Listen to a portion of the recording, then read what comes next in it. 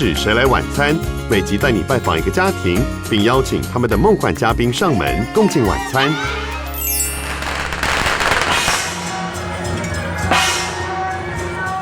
道教是一个崇拜神奇的民间信仰，在台湾文化中占有重要地位。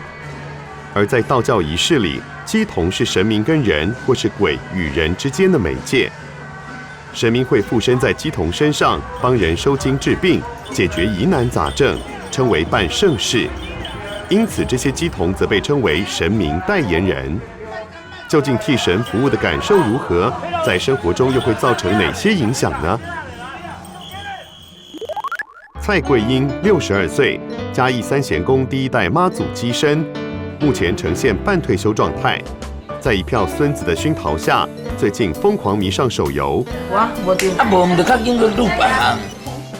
平常喜欢听歌的桂英，她的偶像是金曲歌王。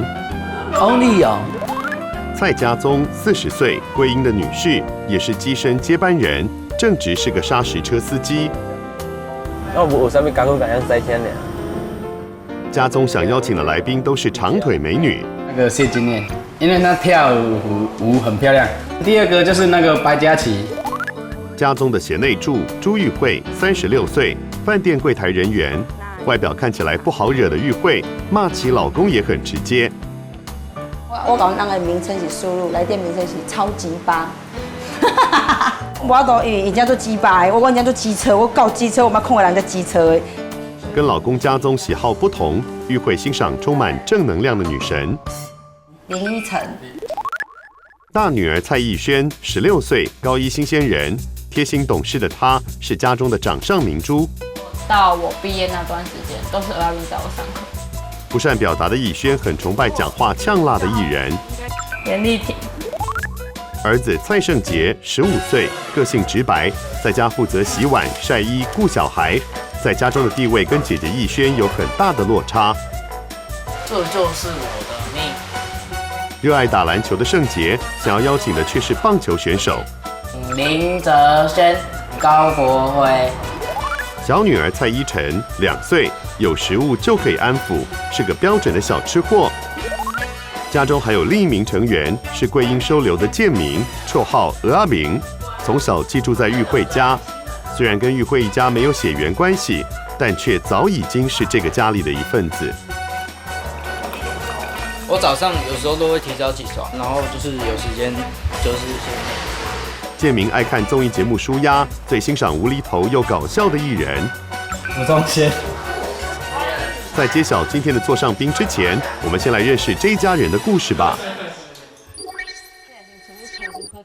来自嘉义的玉慧，从小就在宫庙里长大，每天在妈妈的耳濡目染下，对神明的大小事物相当熟悉。即摆你是讲今日有代志要请教太出来讲，可是嘛无一定伊会回来啦。我想讲甲点香了，佮甲跋杯，可是伊若无你杯，就是无要回来。这间由妈祖坐镇的嘉义三贤宫，是玉慧的妈妈蔡桂英26年前所开设的宫庙。桂英也是三贤宫里的第一代乩身。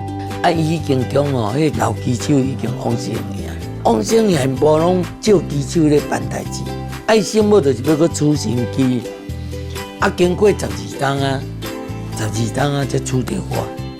当时桂英39岁，陪家人去妈祖庙问事，当下就被庙里的妈祖相中。奇怪，我当然变成到恁这个凉亭啊口，我就开始一直拗啊，一直喊伊啦，老爸油啦，就一直学安尼啦。即摆过来哦，我搁去，伊就搁同款伊拗，无我当然俩搁要问。即摆举手起来讲啊啦，就发圣母啊，伊就讲你毋搁走，甲我讲安尼啊，你走到天边啊，甲我就一解找转来，安尼啊，尾啊当就答应呀，讲好啦，我莫走啊啦。今天是妈祖要下地府帮信众探12元神宫的日子，桂英跟宫里服务的师兄师姐正在等待妈祖降驾办事。是讲信徒身体有欠安，一来问伊身体，这圣母起来就是他们的关系宫来到伊的元神宫的厝就对啦，伊的厝体共款啦。电火也较暗闪，就这样身体人无好。三贤宫里的师兄说，元神宫又称元辰宫，是我们人的元神居住的地方。里面有大厅、厨房、卧室等，各自掌管着人的运势、财运跟家庭关系。内底讲我请的金光金箔整理悄悄咧，啊电火搁透愈光，算油电火就对啦。哦，透较光也都腌起，啊人就青菜。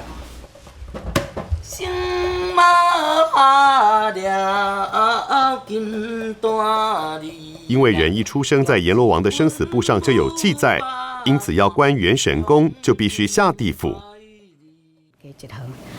42年7月18要清洗身体。不过探元神可是有时间规定的，太早太晚都不行。要买地方。暗无倒落，啊你暗落去嘛，看物件看无啦。迄就是亲像古早时代，古早时代就拢点灯啊位尔，拢一定爱过中昼过节吧。透早嘛袂使，透早会较阴。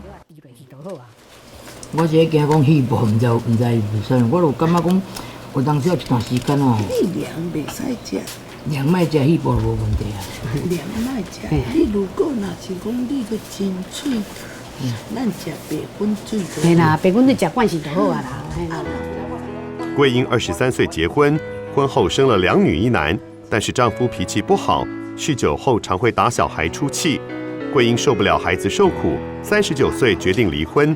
单身之后才成为乩身，她一边带孩子，一边替神明服务，全家人几乎以公庙为重心，每天在公庙里帮忙。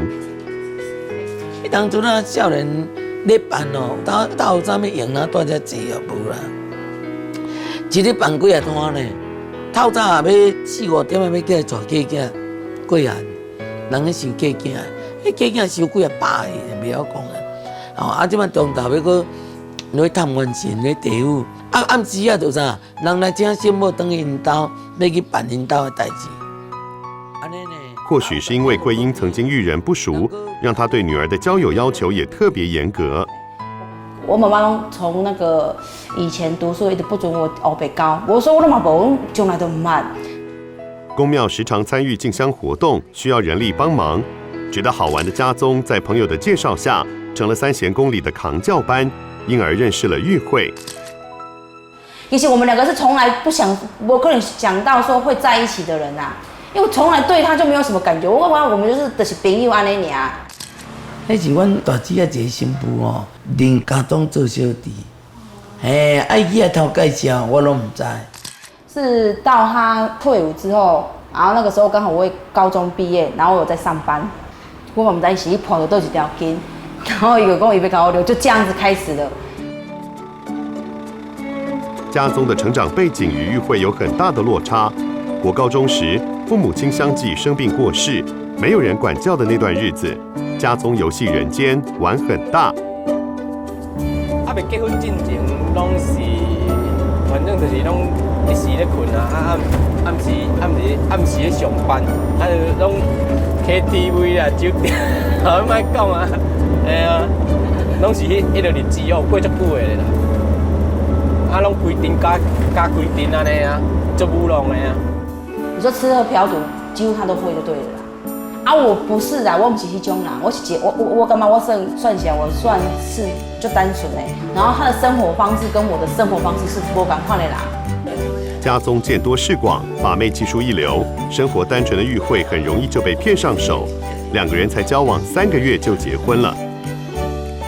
我水啊，感觉袂歹安尼啊，伊就好骗啊，戆嘟嘟啊。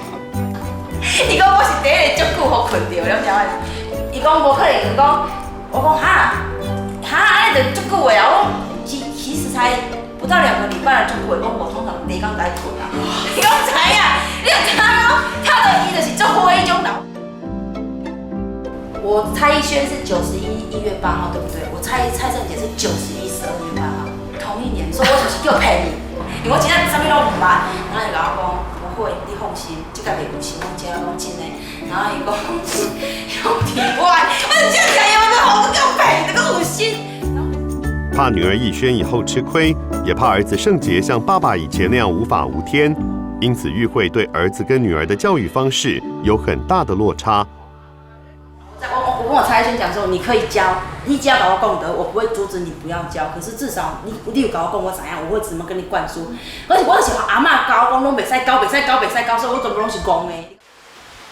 就像我要出去，妈妈就说你如果有钱你就自己出去。跟同学去唱卡拉 OK 哦，去吃饭，跟同学2个人跑去台南安平古堡玩。然后呢？就是我都可以出去，然后他都不行，因为我要怕他变坏。我连离开家1公里都不到，都不行。所以我插一个观我感觉讲，你今是一个查甫囡仔，你以后就是要去负责别人的一个家，然后我嘛无可能对你一世人。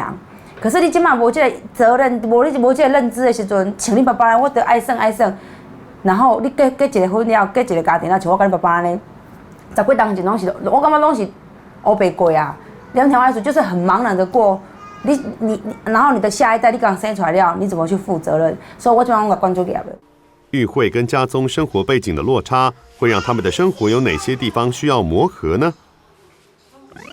因为就是伫个，咩讲是伫刚暗时，行伫个深山内底有无？看一个规身讲穿白，就是头毛砍，徛伫遐咧看。到底家宗看到了什么？稍待一会儿，马上回来。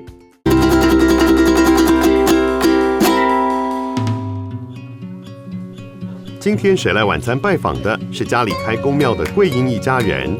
桂英说，成为乩身并不容易，必须先受训受敬，7天不能见天日，不食1粒米。经过一连串的考验过关后，才能正式为妈祖服务。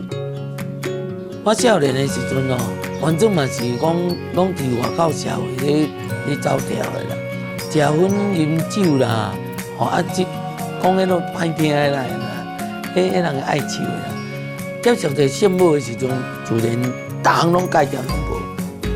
我起身做经书，我逐工拢透早6点，一定爱去迄间宫静坐，我都唔捌欠钱的。我要圣母用我甲伊做配合的。只是那时候才刚离婚，桂英说妈祖不让她工作，没有收入，常为生活烦恼。伊讲我来靠趁钱，规个大家都讲要趁遐钱尔，对伊无用心袂使。以后你坐袂落去，尻川就甲你插底插钱仔伫遐，坐落点你都唔敢坐。我们算是小时候，我较刻苦，什么都没有，就是一直借个无钱，无他借然后佮骂，妈妈讲有一天中昼，伊讲要去载阮下课，阮就国小尔，伊是讲在大空隙打插落了，伊是讲迷一下，伊讲起来听一个精神，起来大空隙我倒一点点而已哦，伊互伊后尾，佮个伊讲伊捌第一届互钓，第一届互钓哦。有一届，伊讲，那个时候是民国80几年而已。伊讲伊钓一届，妈讲你钓偌济？妈，迄阵你讲钓偌济？第一届钓偌济？钓200几万。啊，个第二次个钓一个，啊个讲个钓一个150。可是你看民国80初那个就很多钱了呢。伊就是听妈祖的话，但是妈祖袂爱你跋济，可是伊会伫你一定无步的时阵，伊才会甲你救。桂英好几次都在危急的时刻，真切感受到妈祖的神力，因此无怨无悔，替妈祖服务了27年。阮的圣母哦，我甲伊入神开光哦，我有甲伊入2台啦，哎呀，要烧接的有2台的啦，早摆就是爱找家己的啦，即摆较忝啊，老啊，毋只尾啊，再搁改掠阮囝婿，甲有机缘啊。家宗不只是替妈祖服务，他同时也是3太子的乩身。每个礼拜日晚上是太子爷降驾的日子。那即摆若你落遐，咱拼一个嘛。这翕你帅帅的面呢。挂号遐来穿哦。要穿挂号个，你搞要穿。不过家宗说，一开始他也很排斥乩身这个副业，担心朋友觉得他怪力乱神，而大家看他的眼神也让他很不自在。我刚才退价迄个有无？较会感觉艰苦迄个，就感觉咱的怎样讲？咱的灵要转啊，咱家己的身躯迄个感觉有无？疼吗？不是疼，是忝。桂英说，通常被神明选上当乩身的人，本身寿命都不长。家宗也是因为一场车祸化解，人平安无事，才答应成为妈祖的乩身。不过，家宗不像桂英是个全职机身，白天的时候他是个砂石车司机。今日是排一抓尔啦，如果今日排3抓的时候，我就爱差不多4、5点就爱起来。家宗说，爸妈过世后有留下一笔钱，让他不愁吃穿。24岁以前几乎没有工作过，退伍后与玉慧结婚，孩子生了，惊觉自己该担起养家的责任，才会来开砂石车。有啥物工作来使听呢？你个咧家己种的，家己种的最好赚的啦。嘛是爱有工课啊，咱人使做人收机，一定是咧薪水安尼尔吧。桂英说，家里的妈祖很开明，知道家宗要养小孩不容易，因此帮信众办事的次数从以前天天办事，减少成1个月3天。不过，家宗忙着赚钱，心思却鲜少放在妈祖身上，让神明很不高兴。唔是讲我人要去教要办代志啊，我才来，唔是安尼，安尼就是无去甲关心到，安就袂使。较囥啊，有当时啊，是讲迄个竞赛啊，教重点啦，你就是一定爱甲伊配合啦。你神你无甲伊配合，伊袂甲伊斗甲就一定的啦。甲咱人嘛共款啦。啊！你甲伊看伊噗噗嘛，看你噗噗啊，无。甚至连妈祖在梦中化境给他的考验，家宗也吓得落荒而逃。就一天暗时啊，行伫咧深山内底有无？啊，看一个规身讲穿白，啊，就是头毛拢砍，啊，徛伫咧啊咧看安尼。啊，你向行到遐时阵，伊就甲伊惊，安尼，伊就手啊举起，安尼甲伊惊，我就一直走安尼尔。啊，你若当时你咧做梦，你若知影是伊咧甲你保护，是咧咧考验。不止神给的难关没过，现实生活中，家宗错估房市，又刚好买车接案失利，资金周转不灵，让他一夕之间负债累累。咱就是讲，他看卖啊，会看多，看马兵会过无啊？念他翻身的意思，我讲你听。家宗没有如愿咸鱼翻身，过了一段自暴自弃的日子，连家都不想待。消极的态度让玉慧一度想离开。伊也讲我出来一我2个小时后就回来，2个小时你打电话唔听。他说他的压力，我说压力不是这样子解决的。我说有问题就是要拿出来，就是讲，然后该怎么去处理。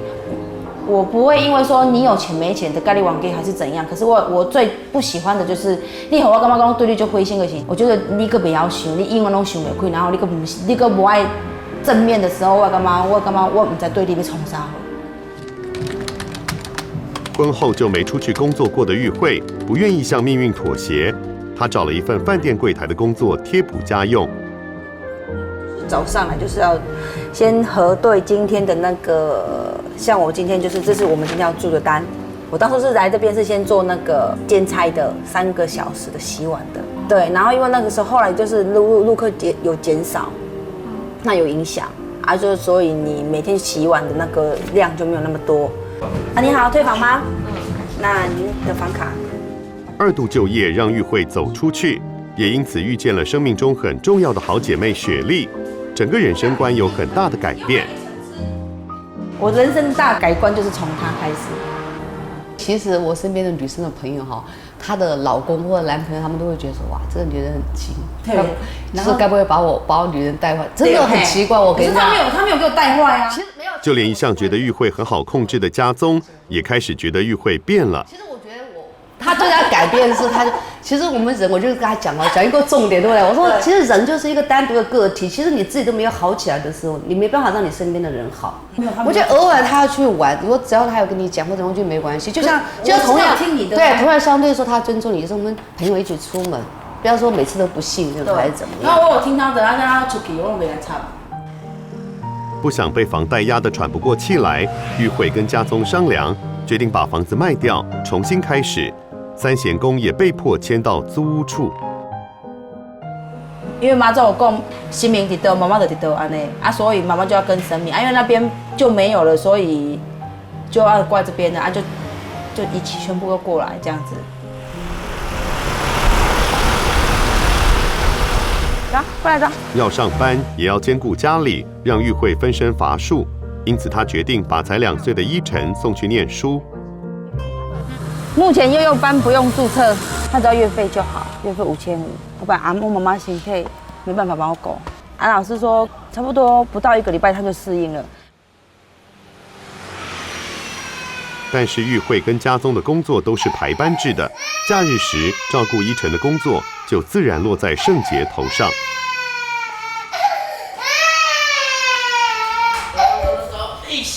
然后他如果还是继续哭，就跟他讲说，你不要哭，我就拿东西给你吃，不然拿什么东西给你玩，然后就不会哭了。玩这个好不好？这个。除了要在家顾妹妹外，圣杰还得做手工赚取零用钱。波纹金哦，它这样就有红色，对不对？然后这个翻过来就没有红色，所以这样就只有一张，它就要折起来。原本是妈妈在做啊，我们就要帮妈妈做啊。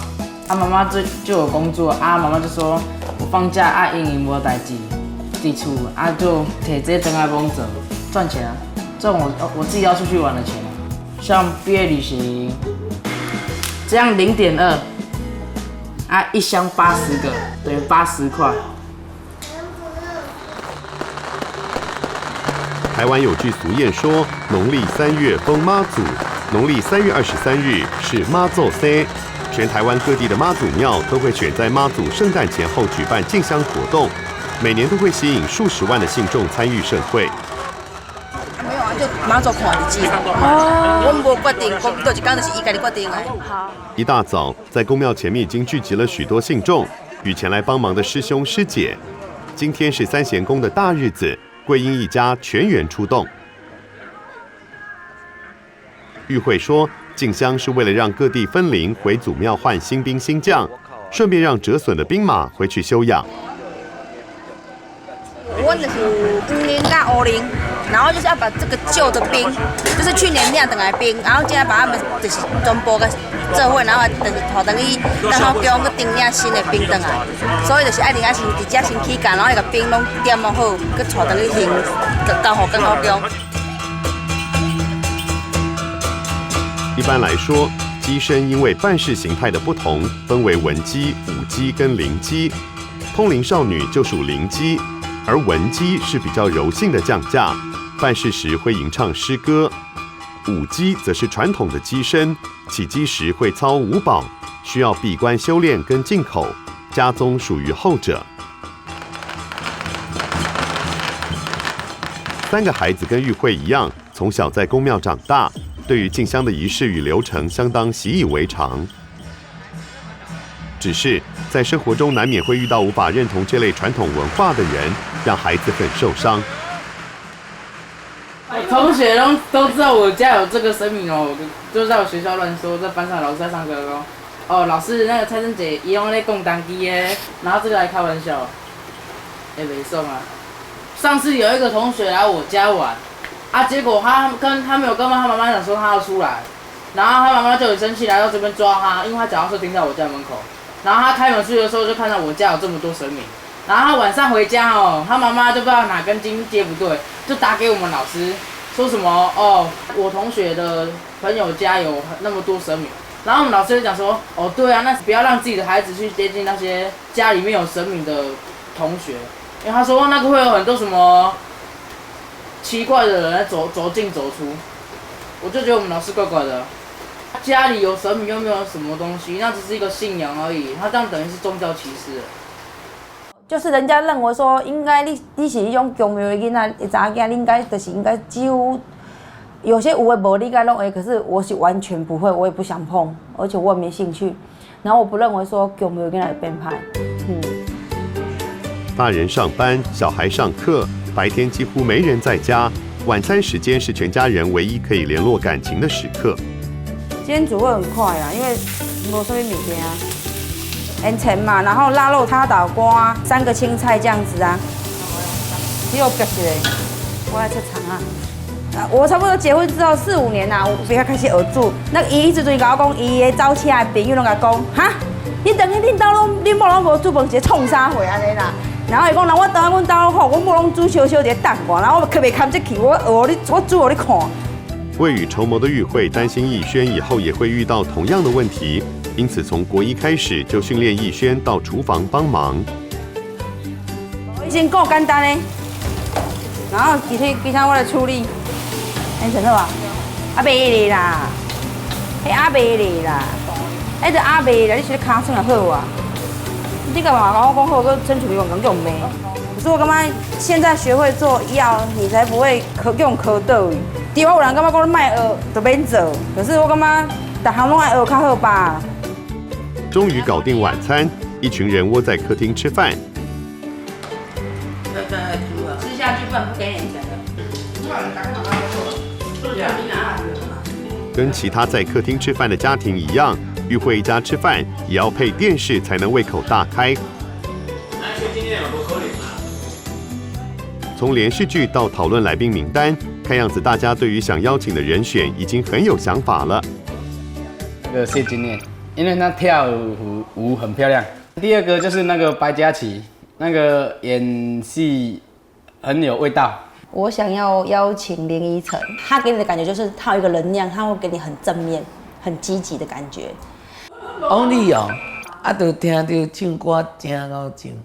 我想要邀请的是严丽萍，她说话很直接，她不怕得罪人。林哲轩，因为他手背范围很广，而且不管什么球都接得到。吴宗宪在节目上很搞笑。究竟是谁会来跟与会一家用餐呢？不要走开，下一段更精彩。他们很认真工作，然后但是是什么原因让逸轩在镜头前面红了眼眶？稍待一会儿，马上揭晓。谁来晚餐？今天的东道主是妈祖机身家宗一家人。为了增加收入，开车技术很好的家宗，最近又另外找了一份兼差的工作。咱车要拖一行，只甲火开平，恁啊对这个道啊，迄个较简单着。爱甲脚架起来啊，啊无你要吹头胶。白天开砂石车，下班后还要兼差。玉慧心疼老公累，特别出来陪家宗跑车。你说主要就是不稳定，像前一阵子是不是家己拢一直落雨了，几礼拜伊就冇工课啊，伊无走就无钱啊，伊就是想讲加减赚。就拄啊有亏，然后人会来个叫，啊伊若有伊就出来做安尼。啊，如果说我若休困，我会当背来，就车上他不会无聊这样子。哎有看啊，感觉好安尼啊，安尼尔。而家宗的大女儿逸轩也主动要求到妈妈工作的地方打工。就是如果缺人的话，我才会来。8点要到4点。拉床单，然后收垃圾，还有就是厕所里面的那些毛巾都要拿出来，就这样。因为我想赚钱，就是高中要交学费，然后就帮妈妈就是自己赚钱，然后就是帮她付一点，她就不用付我太多了，她可以付弟弟的。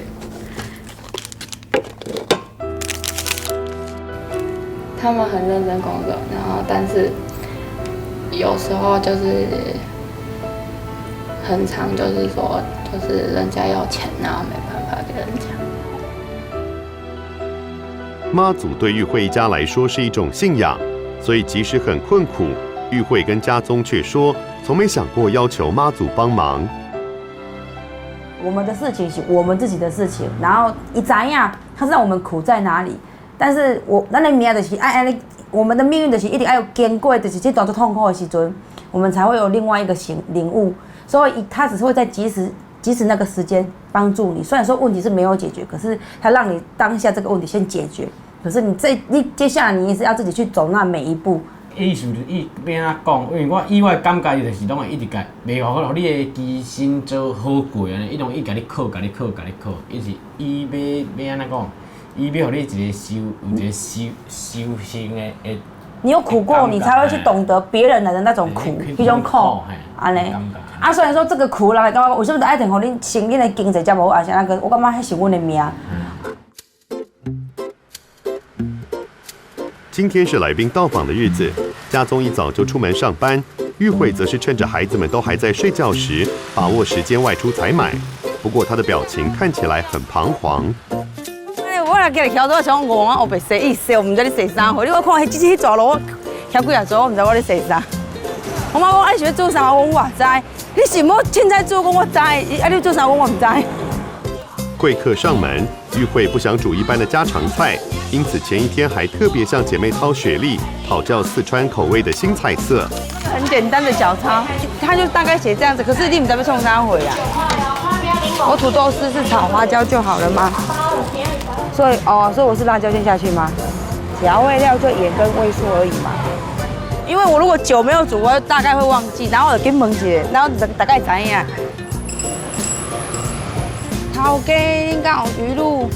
鱼露有啊，这款。然后恁才有花椒。花椒你嘿对，我们花嘿对。玉慧的效率很高，才跑2个地方就把今天所需要的食材买齐了。不过回家后却发现，昨晚交办给圣杰的事突贼了。因为他给我肉拿错块了，退错边，他给我退这2小块是要给谁吃？我哪好这天才，我气死我！幸好妈妈桂英预料到厨房人手可能不够，事前已经特别要求亲朋好友帮忙。啊，来看有啥物爱倒用的无？地瓜叶，搁迄种搁咧菜干，会特别煮的啊。大家都一直把菜拿来煮，我炒菜在那边煮，我老煮啊济项。所以你必须搞起阿嬷迄个胡椒来。阿嬷有买1包，你吹一个，煮这今仔来搞倒用。今仔几点半？10点半啦。今仔10点半。你哪会付？厨房里像战场一样，大家忙得焦头烂额，场外其他人却看起来一派轻松。已经几下入去地内底斗甲丢啊！下来有啦，足济咧，大家拢出书。爱热闹的桂英，甚至还吆喝一堆啦啦队前来助阵。较热闹啦，要来看明星啊！那么大家觉得今天的来宾会是谁呢？我希望是宪哥、白嘉琪吧，因为应该是妈妈他们的比较可能啊。看无讲位就是王力宏，哎呀，因为我最爱听伊2个歌，反正不是我叫的那2个，就不会紧张啊。时间1分1秒过去，来宾到访前的准备也差不多完成。我那长的就4角的啊，买啦，就当诶。没啦，一个尔啦，没零一了的吧？没啦。但是人算不如天算，家中的工作延误，无法在约定的时间内赶回来。伊讲袂付，伊讲材料5到进前袂付。还啥袂付？还免啦，袂啊，你得挂一个。万事俱备，菜色陆续上桌，家中是否可以在来宾到访前及时抵达呢？今天又是谁有这个口福，能享用玉慧现学现卖的四川菜呢？是姐姐谢金燕，正能量女神林依晨，金曲歌王翁立友，搞笑天王吴宗宪，还是言辞犀利的严丽婷呢？来，去开门，开关点，开门。到底是哪一位来宾让所有人疯狂尖叫，桂英也笑到合不拢嘴呢？稍待一会儿，神秘来宾即将登场。今天谁来晚餐的东道主是住在嘉义，家里开公庙的玉慧一家人。来宾到访前5分钟，家中终于及时赶到。目前他们与亲朋好友都在门口等候神秘嘉宾的大驾光临。很紧张。来，你这个要冲干吴宗宪，高粱在，去开门。我不要，开门。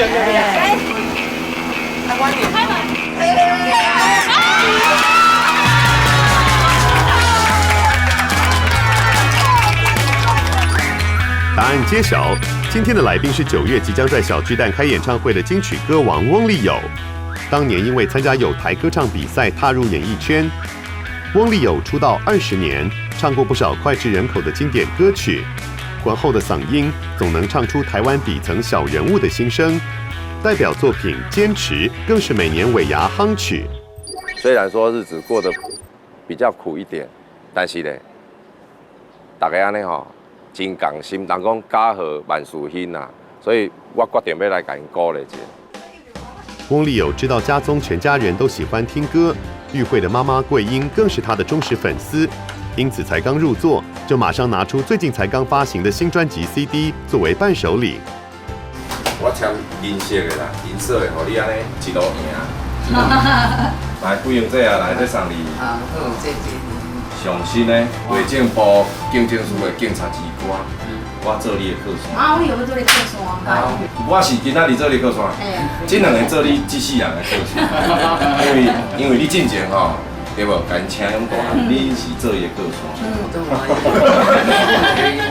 因为我爱听唱歌的。真好听，我拢最爱听唱歌。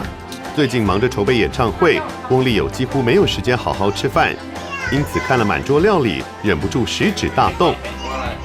我讲吼，真家囡仔大汉的，我已经上这个上足久的。这菜龟啊，菜龟，这椒粉，这是内行的人才知影。你妈爱当做家己的啊，哦，安尼就尴尬，食饭就尴尬。菜龟汤，咱庄脚人咧，庄脚咧讲说理就无家己啦，我无咧说理啊，我要吹话啊。哇，这个夏天这样子很开胃。可以吗？我有煮酱有天分的，可以儿子也跳。你算老岁啊，好皮啊。虽然身为歌手，嗓子很重要，但是翁立友吃东西却完全没有禁忌。我若要表演进前，要上台进前，我会禁嘴，就是咸的莫食。啊，但是平常时我啥物都食，我爱食咸。这几年定走迄个东南亚表演，东南亚。啊，东南亚因拢吼。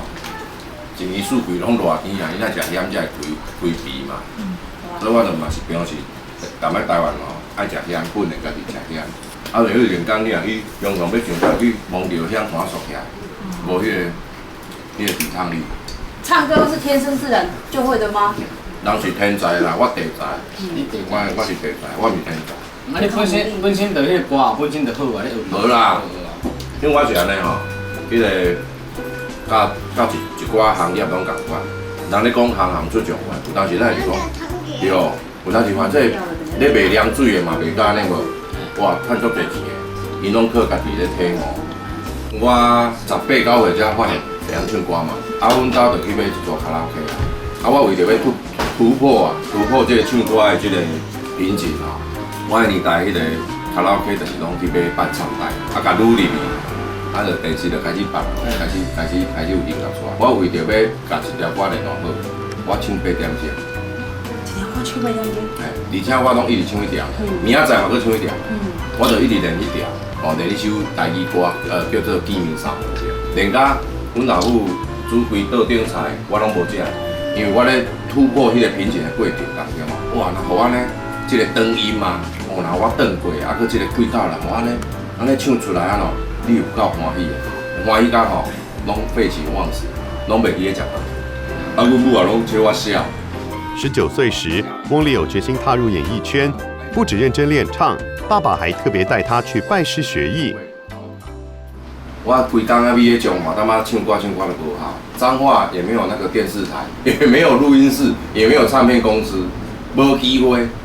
本地是命运嘛，结果我变过来变有命，我爱开始安怎包啊款款的。我爱坐游览车，我坐去台北，我要去台北，台北就报名歌唱比赛，我爱甲家己的名运去台北，安尼咱的名会开始转变，爱拍片，啊艰苦囡仔无永远的艰苦的。在歌唱比赛中，虽然一战成名，但是翁立友的演艺路却历经波折。个性内向、自闭的他，有些苦说不出口，只好对神灵吐露。阮彰化迄个社区吼，有一个妈祖婆的庙，我有翘倒摆，啊去妈祖婆遐点香，然后我讲，妈祖婆啊我都也无歹啦，咱嘛算善良，啊嘛算乖乖啦，而且行过界咱会拄着，安尼一坎坷的代志啊，你会感觉足想要放弃的啦。迄庙公啊，庙公遐有一个定义嘛，有一个提议啊，本来后边仔咧听迄个收音机啦。啊，收音机吼，拄啊好一对主持人查甫咧卖油啊，讲，我无想要转，无想要转去厝，我想去等遐坐坐。啊，当中我咧搁咧甲妈祖婆讲，妈祖婆，加家即条路，实在是真正足辛苦。啊，即条路我到底爱安怎？你敢会当甲我指示一下？结果拄啊好咧收尾咧讲，雄雄吼，迄个查甫主持人讲，好啦。安尼，咱节目吼，就到遮吼，啊，咱吼最后来听这首《王力友大》这首《坚持。哎呦，有的先呼吸给我们，过来吼，眼泪啊，就很自然，就这样慢慢流下。为了事业打拼大半辈子，翁立友却迟迟没有传出好消息，让家中很好奇，难道有偶像包袱？是因为惊结婚一个家庭，我变迄个红，迄个即马红的迄个程度我袂啦，比咱较红的，在咧娶，在咧嫁啊。其实迄即马即个年代无即个问题，但是就是事业心伤重，一直干那想要趁钱。但是我感觉我开始爱来调整啊，无安尼袂使啊，年岁嘛有啊。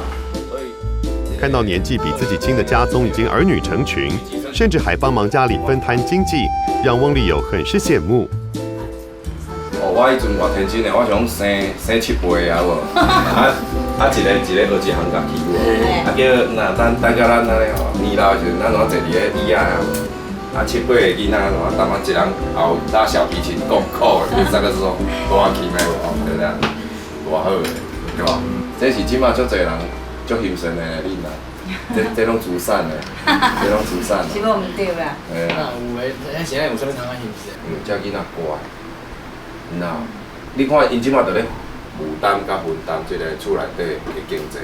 我坦白讲哦，今仔日互伊趁几啊亿哦，结果你若出一个了囝，你敢一世人伊，我有这个你敢提话，我人去拍7个亿。所以我讲饲着乖囝，饲着好囝，胜过家财万贯，是啊。翁立友的一番话似乎触动了玉慧内心深处。有时候我也跟妈讲，会害你们就是提早要去嘛。没有办法像人家别人正常的，就是比较安稳的家庭中有一个很快乐的童年。萱哈，其实你现在心里面的感受是什么？我比你更清楚。他很苦，我知道。因为我从国小就开始在工作了，就在做家庭代工啊。同学啊，下课小招要来佚佗，要来灌毒球啦，要来佚佗拍球。我们是要把那个晚的时间拿来工作赚钱。我记得国中的时候，因为老师是套上第一堂课之前，那个注册金啊，那个学费啊，还没有缴的，自己站起来。你相信我是这样子，有这样子经验的人吗？可是我没有被这样子的一个社会环境给打倒。我觉得你比我好，因为你们家的气氛是很和乐的。安尼就赞了，就赞了，今天就赞了。虽然辛苦，但是大家同心。这几年，翁立友熬出头，商演不断，但是与家人见面却成了最大的奢侈品。连跟他感情很好的阿嬷也很难得可以见他一面。阮阿嬷行动无方便吼，80岁就拢爱坐轮椅，向用想着我无缘见面的老目屎。老目屎阮阿公啊，阮阿公是咧安怎哦？你是咧靠安怎？讲我就想，我咧想孙。阮阿公讲，你想伊？这简单，我来放伊的迄吼，迄 DVD 啊，放我叫伊出来，你讲嘛对我。阮阿公就真正去放我的唱片的 DVD， 互伊看到我。叫阮阿嬷去哭甲愈严重。阮阿公讲，着放出来互你看啊，即摆嘛伫遐唱歌无？阮阿嬷哭甲愈严重。阮阿公讲，着看会着，摸袂着。我拢伫台北咧无闲，有当时咧飞伫国外，安尼无用器材。只要我若有闲，哇，迄阵就赶紧来，看到伊第一件代志，甲揽担，甲棒棒的，棒棒的塞呢。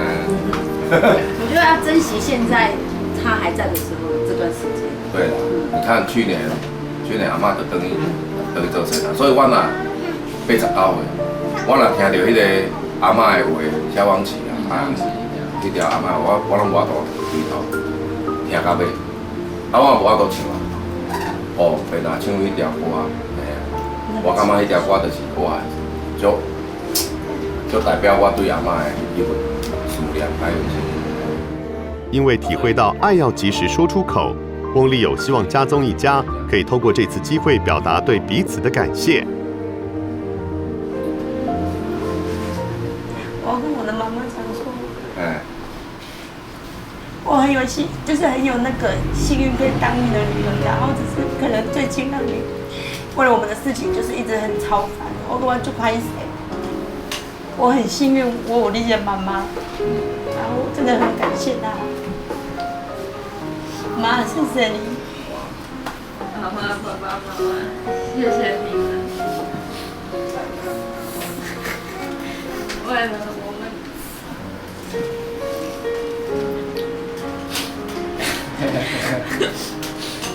苦吼，我讲，你看恁即摆咧流的目屎，苦尽会甘来的，啊，咱妈祖婆嘛甲咱保庇，知无？爸爸妈妈阿嬷，谢谢你们这些年来的照顾。苦就是苦哈。再多一个呢，我阿美感谢有你，就是跟我们这样子一起撑过来，谢谢有你。蚵仔面。对对。我感觉恁两个母仔囝，你看，平常拢免讲话，就两个目屎拢伊若哭，伊就对咧哭，迄叫母囝连心的，你知道？我今日看就感动的。你看，过5年啊、10年，过来回顾，我希望咱即个家拢会愈来愈好，啊，大家愈来愈快乐，愈来愈幸福。同样的人生经验，让翁立友更能贴近家宗一家的心。透过自身经历的分享，翁立友真切的希望可以为这家人带来正向力量。这顿饭笑中带泪，在歌声中圆满结束。祝福翁立友小巨蛋演唱会能圆满成功，也祝福家宗一家人未来的日子能越来越顺遂。家中这一家人是让我真的很感动，而且谢谢谁来晚餐这个节目呢，让我跟他们呢能够有一个这么奇妙的缘分。对于这个人生的这一些磨练跟磨难，一定要去面对，然后不要去害怕，然后也不要去逃避。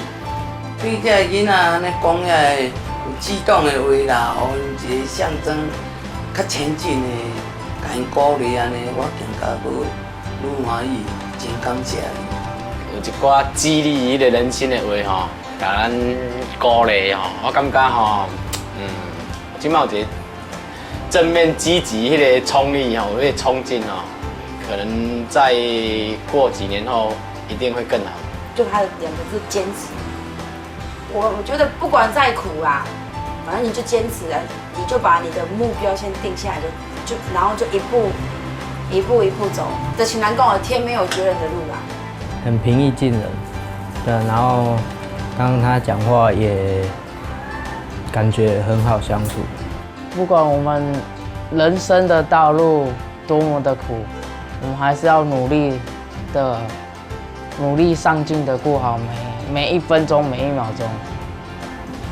就像他说的，我们生出来就是命运，然后我们要把它改成，就是把它相反过来变那个运命，就是靠自己努力。影片你搁3年、5年、10年后搁来甲看，咱带甲一天比一天较好，搁较赞的，对无？好，赞。太加油啊！好，拜拜。谢，感恩。没，装卡就是安尼，其实嘛无装卡，才算家己饲。你看安尼哦，短遮偌久的时间吼，即摆要分开煞会唔甘呢吼。好啦，好，加油，萱哈，申姐加油，越来越好，好 ，OK。拜拜，路上小心，拜拜。不用这样，拜拜，